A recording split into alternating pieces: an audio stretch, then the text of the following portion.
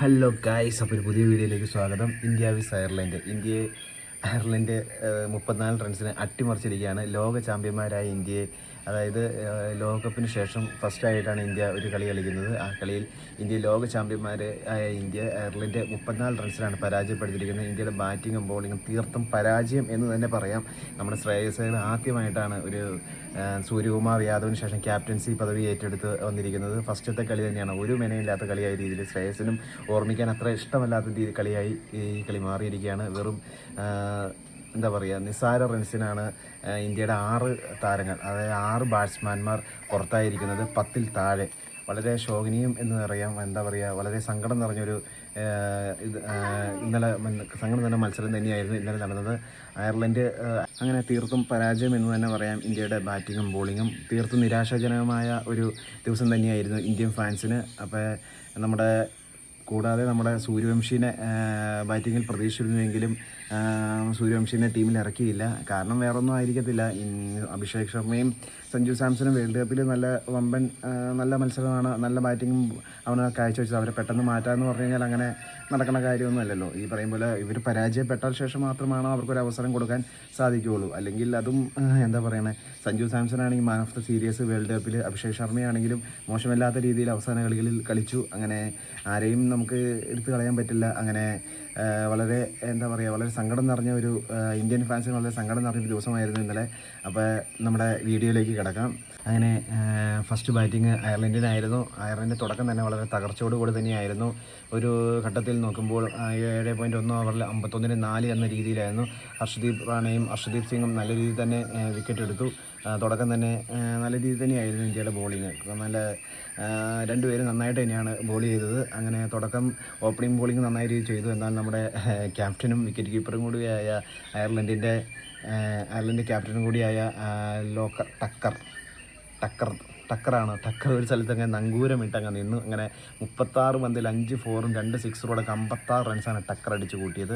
ടക്കറിന് കൂട്ടായി വന്ന ഡലാനി 32 പന്തിൽ 3 6-ഉം 3 4-ഓടൊക്കെ 41 റൺസാണ് അടിച്ചു കൂട്ടിയത്. ഇതോടുകൂടി എന്താ പറയുക, നല്ല ശക്തമായ നിലയിൽ തന്നെ അയർലൻഡ് അവസാനിപ്പിച്ചു. അങ്ങനെ 20 ഓവറിൽ 182 റൺസാണ് അവരടിച്ചു കൂട്ടിയത്. ഇന്ത്യയുടെ ബോളിങ്ങിനെ കുറിച്ച് പറയുകയാണെങ്കിലാണ് തീർത്തും സങ്കടം എന്ന് തന്നെ പറയാം. എന്താ പറയണേ, നമ്മുടെ ഹർഷദീപ് റാണയും ഹർഷദീപ് സിംഗും നല്ല രീതിയിൽ തന്നെ ബോൾ എറിഞ്ഞു. അത്യാവശ്യം കുഴപ്പമില്ലാത്ത രീതിയിൽ തന്നെ പോയി. എന്നാൽ പിന്നീട് വന്ന പ്രസോദ് കൃഷ്ണ, എന്തിനാണ് ഇവനെയൊക്കെ ടീമിലെടുത്തേക്കണേന്ന് പോലും അറിയത്തില്ല. എന്ത് കളി കണ്ടിട്ടാണ് ഇവനെ 2020-ലൊക്കെ എടുത്തേക്കണേന്ന് അറിയത്തില്ല. 4 ഓവറിൽ അവൻ 50 അടിച്ചു. 57 റൺസാണ് അവൻ വഴങ്ങിയത്. അത് 16-ാമത്തെ ഓവറിൽ 16 17 ഓവറിൽ 27 റൺസാണ് പറയുന്നത്. 3 6 അടക്കം. ഇത് 2020-ലെ ബോളർ തന്നെയാണോ? എനിക്കറിയത്തില്ല. ഇത്രയും ഒരു ഇന്ത്യൻ ടീമിന് പ്രസോദ് കൃഷ്ണ എന്ന് പറഞ്ഞ സാധനം 2020-ൽ വളരെ ഒരു ആവശ്യമില്ലാത്ത ഘടകം തന്നെയാണെന്നാണ് എൻ്റെ ഒരു അഭിപ്രായം. പിന്നെ ഇറങ്ങിയ വാഷിങ്ടൺ സുന്ദർ, നമ്മുടെ ഹർദീപ് പാണ്ഡ്യയ്ക്ക് പകരമായിട്ട് കൊണ്ടുവന്ന ഓൾറൗണ്ടറാണ് നമ്മുടെ വാഷിങ്ടൺ സുന്ദർ. ആകെ ഓരോ ഓവറാണ് പുള്ളി എറിഞ്ഞോളൂ. പുള്ളി നിസ്സാരം 19 റൺസാണ് വിട്ടു കൊടുത്തോളൂ. അങ്ങനെ 17 ഓവറിൽ 162 സംതിങ് നിന്ന സാധനമാണ് അവസാനം കൊണ്ടുവന്ന് ഈ പറയും പോലെ നല്ലൊരു സ്കോറിലേക്ക് അവസാനിപ്പിച്ച് നമ്മുടെ ഈ 2 മഹാന്മാർ, ഈ വാഷിങ്ടൺ സുന്ദറും നമ്മളെ മറ്റവൻ്റെ പേരും മറന്നുപോയില്ലായിരുന്നു, പ്രസോദ് കൃഷ്ണൻ. ഇതിനെയൊക്കെ ടീമിൽ നിന്ന് പുറത്താക്കേണ്ട സമയം അതിക്രമിച്ച് കഴിഞ്ഞിരിക്കുന്നു. ഈ 2 ബോളർമാരില്ലായിരുന്നെങ്കിൽ അത്യാവശ്യം നല്ല രീതിയിൽ തന്നെ കളി എത്തിയെന്ന് തോന്നുന്നു. ഇനി ടീമിൽ എല്ലാം നല്ലതും ചീത്തവരും പറഞ്ഞിട്ടില്ല, അവൻ്റെ ദിവസം ശരിയല്ലാത്തതുകൊണ്ടായിരിക്കാം. പക്ഷേ എൻ്റെ ഒരു അഭിപ്രായത്തിൽ പ്രസോദ് കൃഷ്ണനെ ടീമിൽ നിന്ന് എടുത്ത് കളയേണ്ട സമയം അതിക്രമിച്ച് കഴിഞ്ഞു. അവൻ്റെ സ്ഥാനത്ത് വേറെ ആരെ കൊണ്ടുവന്നാലും എനിക്ക് തോന്നുന്നു അത്രയും ഇത്രയും ആൾക്കാരുണ്ടായിട്ട് നമ്മൾക്കൊരു ടീമിൽ നിന്ന് നല്ലൊരു ബോളർമാരെ തിരഞ്ഞെടുക്കാൻ പറ്റിയില്ല എന്ന് വളരെ സങ്കടം നിറഞ്ഞ പരിപാടിയാണ്. എനിക്കിഷ്ടമല്ല ഈ പ്രസോദ് കൃഷ്ണ ഈ ടീമിൽ 2020-ക്ക് അനുയോജ്യനാണോ എന്ന് ചോദിച്ചാൽ എനിക്കറിയത്തില്ല. കാരണം എൻ്റെ അഭിപ്രായത്തിൽ ഇല്ല എന്ന് തന്നെയാണ്. അങ്ങനെ 182 റൺസിന് 9 വിക്കറ്റ് എന്നുള്ള രീതിയിൽ അയർലൻഡ് കളി ഫസ്റ്റ് ഇന്നിങ്സ് അവസാനിപ്പിച്ചു. അങ്ങനെ ഇന്ത്യയുടെ 2ാം ഇന്നിങ്സാണ്. വളരെ പ്രതീക്ഷയോടുകൂടി നമ്മുടെ സഞ്ജു സാംസൺ എന്താവുമോ, അഭിഷേക് ശർമ്മ എങ്ങനെയായിരിക്കുമോ, ശ്രേയസ് അയ്യറിൻ്റെ ഫസ്റ്റ് ക്യാപ്റ്റൻസിയിലുള്ള ഫസ്റ്റ് ബാറ്റിംഗ് കൂടിയാണ്. അപ്പോൾ അതെങ്ങനെയായിരിക്കുമോ എല്ലാം നമ്മൾ വളരെ പ്രതീക്ഷയോടെയാണ് കാണുന്നത്. അപ്പോൾ നമ്മൾ സെക്കൻഡ് ഹാഫിലേക്ക് കിടക്കാം. അതായത് സെക്കൻഡ് ബാറ്റിങ്, ഇന്ത്യയുടെ ചേസിങ് നമുക്ക് കാണാം. പിന്നെ 183 റൺസ് ലക്ഷ്യമായി ഇറങ്ങിയ ഇന്ത്യയുടെ ബാറ്റിങ് വെറും 148 റൺസിലാണ് അവസാനിച്ചത്. എനിക്ക് തോന്നുന്നത് മെയിനായിട്ടുള്ള കാരണം ഇന്ത്യയുടെ ഓപ്പണിംഗ് തന്നെ സഞ്ജു സാംസൺ വെറും 5 റൺസിനാണ് പുറത്തായത്. സഞ്ജു സാംസൺ 5 റൺസിന് പുറത്തായി. ഇഷാൻ കിഷൻ 7 റൺസിന് പുറത്തായി. ഒരു സമയത്ത് 45 റൺസിന് 2 വിക്കറ്റ് എന്നുള്ള രീതിയിലായിരുന്നു ഇന്ത്യയുടെ അവസ്ഥ. അതായത് നമ്മുടെ അഭിഷേക് ശർമ്മ മാത്രമാണ് ഒരു സൈഡിൽ നിന്ന് അടിച്ചുകൊണ്ടിരുന്നത്.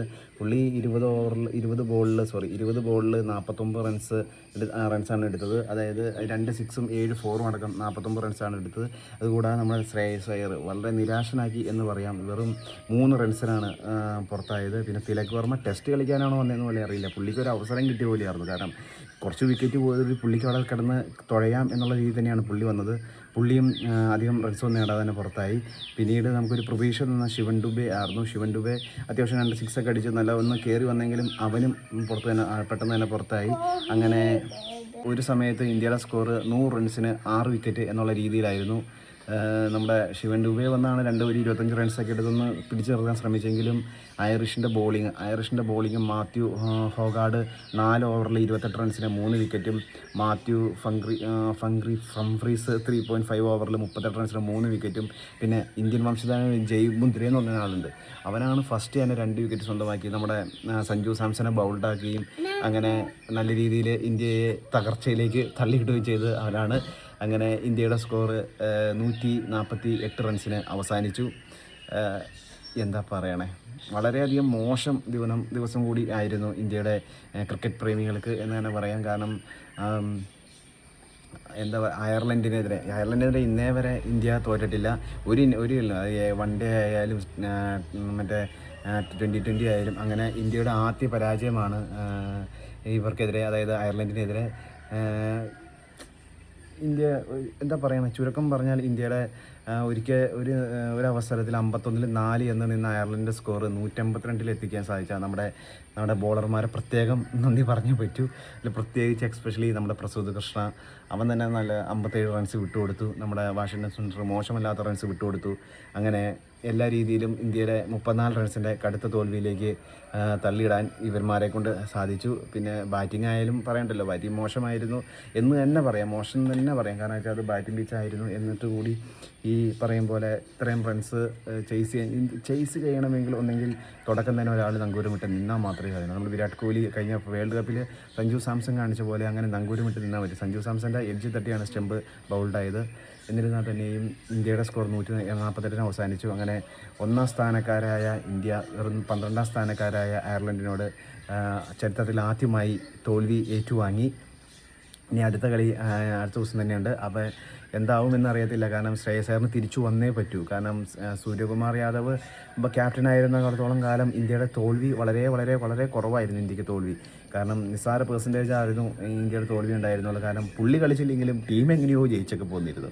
പക്ഷേ ഇത് ശ്രേയസ് അയ്യറിൻ്റെ ഒരു അവസ്ഥ എന്ന് പറഞ്ഞാൽ തുടക്കം തന്നെ പരാജയത്തിലേക്കാണ് എത്തിയത്. കാരണം പുള്ളി IPL നല്ല മത്സരങ്ങളൊക്കെ ആയിരുന്നു. പക്ഷെ എത്രത്തോളം എന്താ പറയുക ഇൻ്റർനാഷണൽ കളികളിൽ എത്രത്തോളം സെറ്റാകുമെന്ന് അറിയത്തില്ല. എന്തായാലും നമുക്ക് കാത്തിരുന്ന് കാണാം. ഇനി അടുത്ത മത്സരമുണ്ട്. അപ്പോൾ അടുത്ത മത്സരത്തിൽ ഇന്ത്യയുടെ നല്ലൊരു തിരിച്ചുവരവ് തന്നെ പ്രതീക്ഷിക്കുന്നു. ഇനി സൂര്യവംശിക്ക് ഇനി അടുത്ത കളിയിൽ ചാൻസ് കൊടുക്കുമോ എന്ന് നമുക്കറിയത്തില്ല. നമുക്ക് പ്രതീക്ഷിക്കാം സൂര്യവംശി ആരെ പുറത്താക്കുമെന്നുള്ളതാണ്. കാരണം സഞ്ജു സാംസൺ മാത്രമാണ് കളിക്കാതിരുന്നെങ്കിൽ സഞ്ജു സാംസനെ പുറത്താക്കാമായിരുന്നു. ഇത് സഞ്ജു സാംസൺ കളിച്ചില്ല, ഇഷാൻ കിഷൻ കളിച്ചില്ല, നമ്മുടെ ക്യാപ്റ്റൻ കളിച്ചില്ല, ആരും കളിച്ചില്ല. ആകെ ബാറ്റ് ചെയ്തത് അഭിഷേക് ശർമ്മ മാത്രമേ ഉള്ളൂ.